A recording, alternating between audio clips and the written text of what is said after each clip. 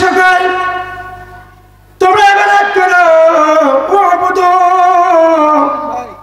রাব্বাকুম আল্লাযী খালাকাকুম। আমি খোরাক, আমি মালিক, আমি সৃষ্টিকর্তা। যদি ইবাদত করতে হয় একমাত্র আমি খোরাকের ইবাদত করতে হবে। লাআল্লাকুম তাত্তাকুন, ইবাদত করবে, আমাকে স্মরণ করবে। আমি আল্লাহ তাআলা, যখন আমি আল্লাহকে যখন ভয় করবা, লাআল্লাকুম তাত্তাকুন, আমি আল্লাহ তাআলা তোমার শিরক ব্যতীত সমস্ত গুনাহ আমি আল্লাহ মাফ করে দিয়ে দিব। আমার ভাইয়েরা, সংকীর্ণ কথাবার্তার মধ্যে আলোচনা করতেছিল ভাই, যখন ইবাদত করতে যাব আল্লাহ তাআলা মানুষকে নেককার বান্দা হিসেবে কবুল করে নিয়েছেন। মানুষকে বিভিন্ন কষ্টের মধ্যে, মানুষদেরকে বিভিন্ন পরীক্ষা করে বান্দাকে আল্লাহ রাব্বুল আলামিন এই পরীক্ষার মধ্যে কেউ যদি পাশ করতে পারেন, অবশ্যই আল্লাহ তাআলা ওই বান্দাকে কিয়ামতের ময়দানে জান্নাতের ফয়সালা করে দিয়ে দিবে। সম্মানিত হাজির, বিভিন্ন নবীদেরকে পরীক্ষা করা হয়েছিল, আজকে আমাদেরকে পরীক্ষা করা হয়েছে। কোন মানুষ যদি কাউকে দাওয়াত দিতে যায় আর মানুষকে যদি বলে ভাই চলো না মসজিদে যাই, আমরা সকলেই বলি ইনশাআল্লাহ। আল্লাহ যদি বাঁচায় রাখেন আমরা সকলেই মসজিদের দিকে দৌড়াবো, নামাজের জন্য দৌড়াবো। যখন বান্দা মসজিদের মধ্যে আসিয়া যখন আল্লাহ তাআলার নিকটবর্তী হয়ে যায়, যখন আল্লাহু আকবার বলে, এই সময় আল্লাহ রাব্বুল আলামিনকে যখন বড় সাক্ষী দেওয়ার কারণে আল্লাহ তাআলা ওই বান্দার গুনাহগুলো মাফ করে দিয়ে দেন। বিভিন্ন নবীগুলো ইবাদত বন্দেগী করত, শুরু থেকে শেষ পর্যন্ত যখন তাদের বয়স যখন শেষ হয়ে যায়, তারা সকলে আল্লাহর কাছে বলে রব্বুল আলামিন এত সুন্দর আমাকে নিয়ামত দিয়েছো, আল্লাহ এত বড় নেক হায়াত দিয়েছো, ও আল্লাহ তাআলা এই নেক হায়াত আপনি আমাকে দিয়েছেন, আপনার কাছে আমি লাখো লাখো শুকরিয়া করি, বলি আলহামদুলিল্লাহ। দাউদ আলাইহিস সালাতু ওয়াস সালাম জীবনের যখন শেষ লগ্নের মধ্যে যখন তার বয়স শেষ হয়ে গেল, আল্লাহ তাআলা জিবরাইল আলাইহিস সালামকে বললেন, জিবরাইল যাও যাও যাও আমার দাউদের কাছে যাও, সে বৃদ্ধ হয়ে গেছে, তার বয়স হয়ে গেছে, দাও এই জিবরাইল তুমি আমার দাউদের কাছে যাও। দাউদ আলাইহিস সালাম জান্নাত থেকে বিশাল বড় একটা বাস্ক নিয়ে আসলেন। ওই বাস্কের মধ্যে দাউদ আলাইহিস সালামকে বললেন, নিয়ে দাও, পয়গম্বর আপনাকে আল্লাহ তাআলা খাঁটি নবী হিসেবে বানিয়েছেন। আপনার বয়স শেষ, আপনার বয়স শেষ, আপনার বয়স শেষ, আপনার বয়স শেষ, আপনার নবুয়তের দায়িত্ব আপনার সন্তানদেরকে আমি যে কোনো একজনকে আমার আল্লাহ তাআলা দান করবেন। সুবহানাল্লাহ। জিবরাইল আলাইহিস সালাতু ওয়াস সালাম ওই সিন্দুকটি যখন নিয়ে আসলেন, আসে দাউদ আলাইহিস সালামকে বলতেছেন, দাউদ রে বলো বলো বলো তোমার সন্তানকে ডাক দাও, তোমার সন্তানকে ডাক দাও। দাউদ আলাইহিস সালাম সকল সন্তানদেরকে যখন ডাক দিয়ে দিলেন, ডাক্তার বলতেছে, আমার সন্তান না, আমি বৃদ্ধ হয়ে গেছি, আমি বৃদ্ধ হয়ে গেছি, আল্লাহ তাআলার হুকুম হয়ে গেছে, বলো বলো এই সিন্ধুকের মধ্যে কি রয়েছে? কেউ যদি বলে যদি দিতে পারো, আমার পরিবর্তে আল্লাহ রাব্বুল আলামিন আমার ওই সন্তানকে নবুয়ত দান করবেন। সুবহানাল্লাহ। সকাল সন্তানকে বলতেছে, বলো এই সিন্ধুকের মধ্যে কি রয়েছে? অনেকেই বলতেছে, বাবারে এই সিন্ধুকের মধ্যে নিশ্চয় আল্লাহ তাআলা জুব্বা মোবারক দিয়েছেন। আরেকজনকে বলতেছে, বলো এই সিন্ধুকের মধ্যে কি রয়েছে? বলতেছে, এই সিন্ধুকের মধ্যে নিশ্চয় আল্লাহ তাআলা এই সিন্ধুকের মধ্যে একটা তরবারি দিয়েছেন। সুলাইমান আলাইহিস সালামকে বলল, ও আমার সন্তান, বলো এই সিন্ধুকের মধ্যে কি রয়েছে? সুলাইমান আলাইহিস সালাম বললেন, বাবা, ও বাবা, এই সিন্ধুকের মধ্যে আল্লাহ তাআলা জান্নাত থেকে একটা আংটি দিয়েছেন। বলি সুবহানাল্লাহ। যখন আংটিটা যখন দিয়ে দিয়েছেন, ওই আংটির মধ্যে রয়েছে ইসমে আজম। ওই ইসমে আজমের মধ্যে পৃথিবীর সকল প্রাণীগুলা ওই আংটির মধ্যে অনুগত হয়ে যেতে পারে। সুবহানাল্লাহ। এই সময় যখন বলে দিল, ওই সিন্ধুকের মধ্যে রয়েছে একটা আংটি, ওই সিন্ধুকের মধ্যে রয়েছে একটা আংটি। পয়গম্বর সাল্লাল্লাহু আলাইহি ওয়াসাল্লাম বললেন, সন্তান রে, আল্লাহ তাআলা তোমাকে নবী হিসেবে কবুল করে দিয়েছেন।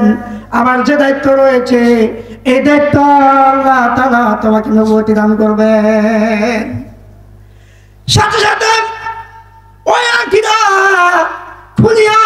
বক্স খুলিয়া যখন সুলাইমান আলাইহিস সালামের শাহাদাত আঙ্গুলের মধ্যে পড়ায় দিয়ে দিলেন, তার মাথার মধ্যে যে বড় তাজটা রয়েছে, ওই তাজ খুলিয়ে দিয়া সুলাইমান আলাইহিস সালামকে বললেন, ও আমার সন্তান, আমার যে দায়িত্ব ছিল বাবা, আজকে তোমাকে আমার সমস্ত দায়িত্ব তোমাকে দিয়ে দিলাম। ও বাবা, তুমি ঠিক মতো এই রাষ্ট্র পরিচালনা করবে, এই রাষ্ট্র তুমি সুন্দর করে পরিচালিত করবে। সুলাইমান আলাইহিস সালাম তার পিতার কথা শুনিয়া ওই সিংহাসনের মধ্যে যখন বসে গেলেন, সকল বাতাসকে, পানিকে, আগুনকে, সকলকে একত্রিত করে বলতেছে, সুলাইমান আলাইহিস সালাম বলতেছেন,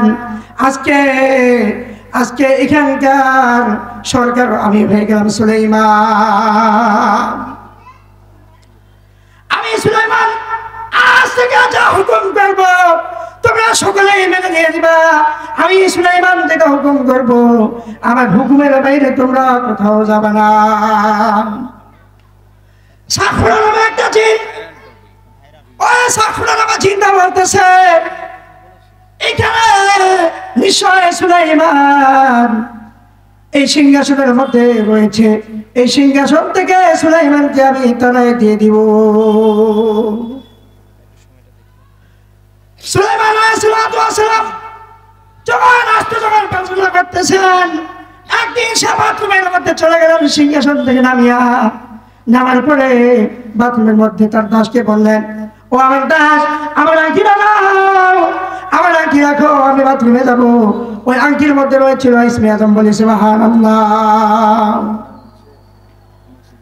ওই যখন ওই দাস থেকে আংটিটা দিয়ে যখন সে বাথরুমের মধ্যে চলে গেলেন, সাফুরা নামে একটা জিন সুলাইমান আলাইহিস সালামের রূপ ধারণ করিয়া তার দাসের মধ্যে চলে গেলেন, বলতেছে, দাও আমার আংটি, দাও, আমাকে দাও, আমার আংটি আমি পরবো। ওই দাস মনে করলেন সুলাইমান পয়গম্বর আলাইহিস সালাম বাথরুম থেকে বাইরে আসলেন, ওই সাফুরা নামে চিন্তার মধ্যে, শাহাদাত আঙ্গুলের মধ্যে ওই আংটিটা পরায় দিয়ে দিলেন। ওই সাফুরা নামে চিন্তা যখন সুলাইমান আলাইহিস সালামের সিংহাসনের মধ্যে যখন চলার উপরের মধ্যে সে রাষ্ট্র পরিচালনা করতেছেন, এখান থেকে বাথরুম থেকে সুলাইমান আলাইহিস সালাম যখন বাইরে হয়ে গেলেন, বাইরে বলতেছে দাসকে, দাস, ও আমাদের আমার আংটিটা দাও। ও দাস বলতেছে, সুলাইমান, তুমি তো বাথরুম থেকে বাইরে হয়ে গেছো, তোমার আংটিটা তো আমি তোমাকে দিয়েছি। আসলে কি সুলাইমান আলাইহিস সালাম আংটি পাইছিলেন? না, তাকে হয়রানি করার জন্য সাফরা নামে চিন্তা ওই আংটি পড়েছিল।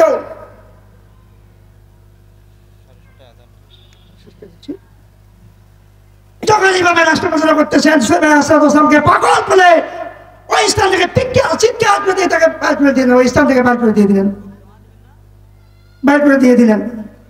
এবার সুলাইমান আলাইহিস সালাম তার খাওয়া নাই, তার হাতে আংটিও নাই, তার কোনো প্রাণীয় তার আনুগত্য হইতেছে না, কি করবে? অসহায় পড়ে গেলেন।